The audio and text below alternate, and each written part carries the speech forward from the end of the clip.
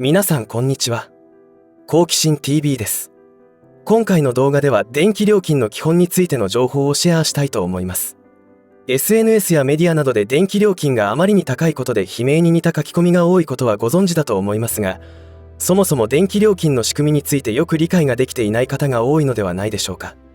電気料金の仕組みが理解できていないと、例えば政府が燃料費調整額を補助してくれて電気料金が安くなっているという情報がある一方で、大手電力会社が値上げを申請して認可され値上げになるという情報もあったりで、一体どっちなんだと混乱してしまうのではないでしょうか。これらのことを理解していないと漠然とした不安で頭の中がいっぱいになるということになると思います。実は私も同じ経験をしておりまして、こんなご時世になる前に電気料金など気にも留めなかったのですが、いざ理解しようにもややこしいと感じた経験を持っています。なんだか携帯電話の料金プランみたいにややこしく感じて向き合うのが大変でした。そんな私が電気料金の仕組みについて動画を作成しようと思ったのは、今後まだ電気料金の値上げは起きると考えておりまして、電気料金が増える仕組みを説明しておくことで視聴者の皆さんにとっては心構えと節約の方針が決めやすいのではないかと考えたからです。というわけで今回の動画を最後まで見ることで、1、電気料金値上げという言葉から漠然とした不安が消える。2、世界情勢の変化から電気料金の動向が理解できる。3、効果的な節約をするための基本がわかると思います。電気料金の動向はどうしても発電に必要なエネルギーを輸入に頼っている現状があるので、現在ウトロの戦争が長引くどころか戦火が拡大しつつあるということが先を読みにくくしていますし、ややこしさが増すのは直近で天然ガスの価格が落ちてきているのに電気料金が安くはならないという現状を理解しなければならないということがあるからでしょう。それらを理解するには、実は政府が何をやろうとしているのかを理解しないと見えてこないことでもあります。ちなみに私たち庶民の幸せのために政治をしているようには到底思えないわけですが、その上で今後何が起きてくるかの予想をしなければ割を食うことになります。なかなか理屈通りには世の中は動かないことの方が多く、それらによって煽りを食らうのは私たち庶民ですからたまりません。それでも生活していかなければならないので、なんとか頭を切り替えて頑張っていきましょう。ということで、どうぞ最後までご視聴ください。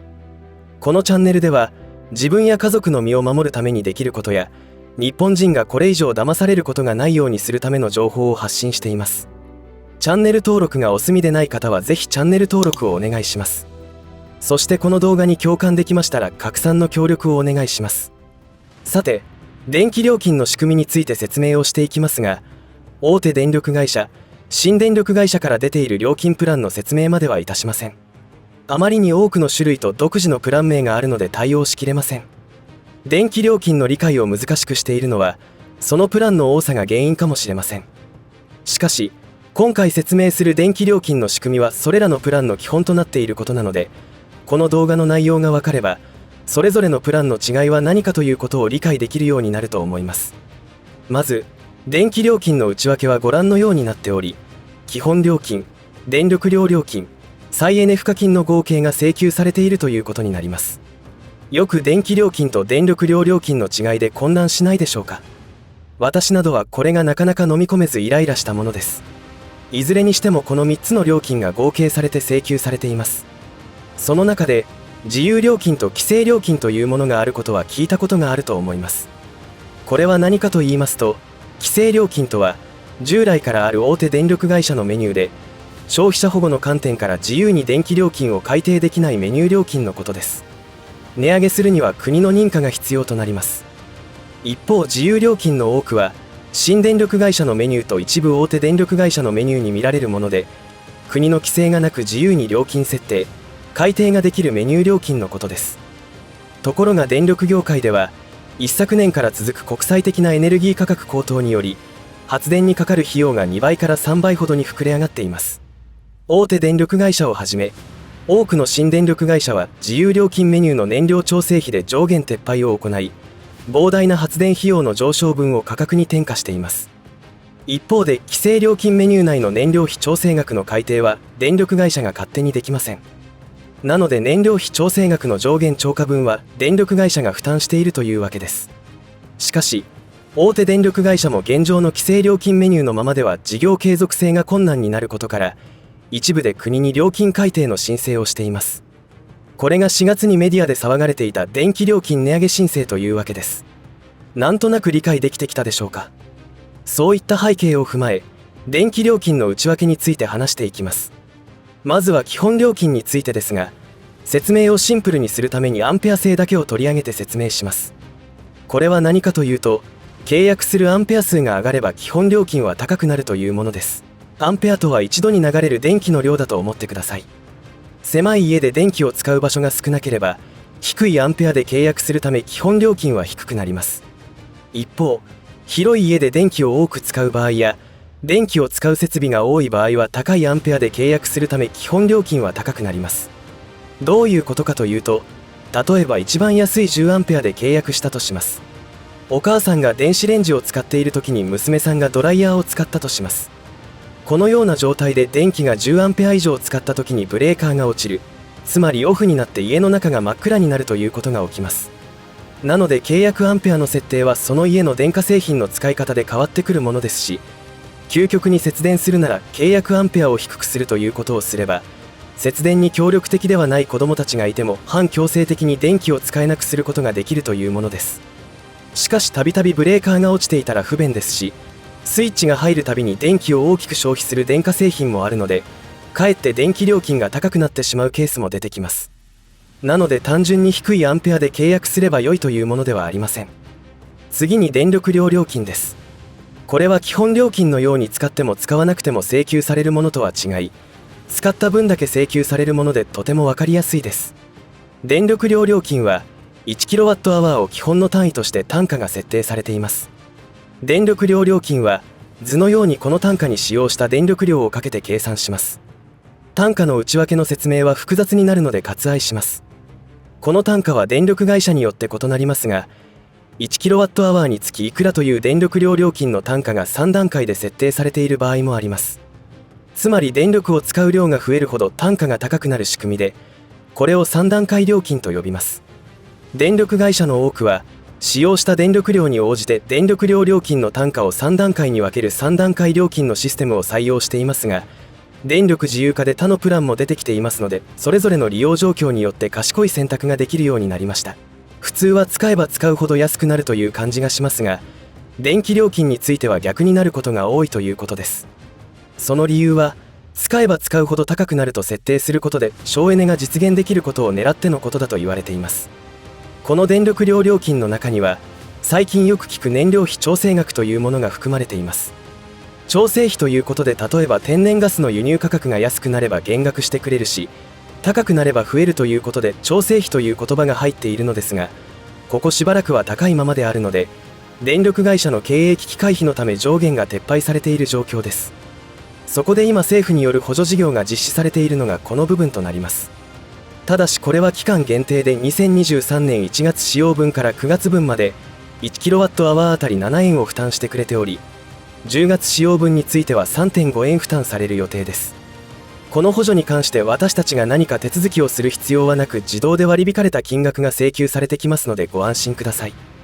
その後の補助予定はありません。ということは11月使用分から政府が負担してくれていた分がそのまま電気料金値上げという形で請求が始まります。政府の資料によると、この補助金は電気、ガス、ガソリン代について1家庭で4万5千円程度の負担をしてくれるということだそうです。つまり秋からは月に直すと5千円前後の負担が増えるということになるわけです。だから今年の秋から冬にかけた電気料金は今より高くなることは覚悟しておかなければなりません。今のうちに冬の暖房対策が必要ということです。最後に再エネ賦課金です。再エネ賦課金の正式名称は再生可能エネルギー発電促進賦課金です。このお金は再エネを促進する仕組みである固定価格買取制度を維持するために電気を使う国民全員から徴収しています。つまり自然エネルギー発電を普及させることを目的に、太陽光などで発電した個人の電気を電力会社が買い取ることをしていますが、それを電気を使っているすべての国民で負担するという制度です。これは年に一度改定されることになっており、2023年4月から1年の料金は下がりました。以上が電気料金の仕組みとなっています。それぞれに細かな説明が必要なこともありますが、全てを網羅すると結局わからなくなってしまいますので、この基本だけをしっかりと押さえておけば、あとは電力会社ごとに提供されている料金プランがどんな特徴があって、自分の家の状況ではメリットになる、デメリットになるなどの判断がつくのではないかと思います。今後の電気料金は少なくとも政府が補助してくれている今年の10月までは多少の値上げで済むと言っても結構きつい家庭もあるでしょうが、それでもなんとかしのげても政府の補助金が終了した時に世界情勢がどうなっているかとなります。これらのことは前回動画でも簡単に説明しておりますのでご覧になってください。日本を取り巻く国との揉め事が大きくなると、輸入するしかない日本はどうしても購入価格が高くなってしまうという宿命にありますので、そういった視点で世界情勢を見れば良いと思います。最後に電気料金の中で表には出てきませんが、託送料金というものがあります。これは発電所から電柱や電線を使って私たちの家にまで電気を送っているわけですが、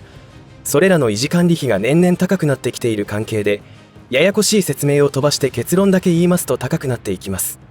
それらはレベニューキャップ制度というまたカタカナを使って意味が分かりづらくさせるという手法を使ってネーミングしていますが、私たちにとっては値上がりする可能性がある制度となります。なので今後はますます電気料金は値上がりする流れだと覚悟した方が良いと思います。いかがだったでしょうか。難しく見える電気料金の仕組みですが、余分なことを削ぎ落としてみるとシンプルだと感じることができるのではないでしょうか。電力会社のホームページを見るとそれぞれの料金プランがあって、数字だらけの表があることで理解を難しくしていると思います。今回の動画が皆さんの電気料金の理解にお役に立てればと思います。需要があれば電気料金の節約方法についての動画も作成しようとも思っていますので、いいねボタンを押すかコメント欄に一言書き込むことで賛同の意思表示をしていただけると助かります。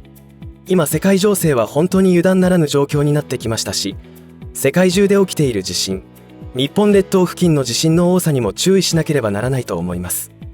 毎回配信している動画内でも言わせてもらっていますが、ぜひ食料備蓄と日用必需品の備蓄をするようお勧めいたします。今は大変な時期ですが、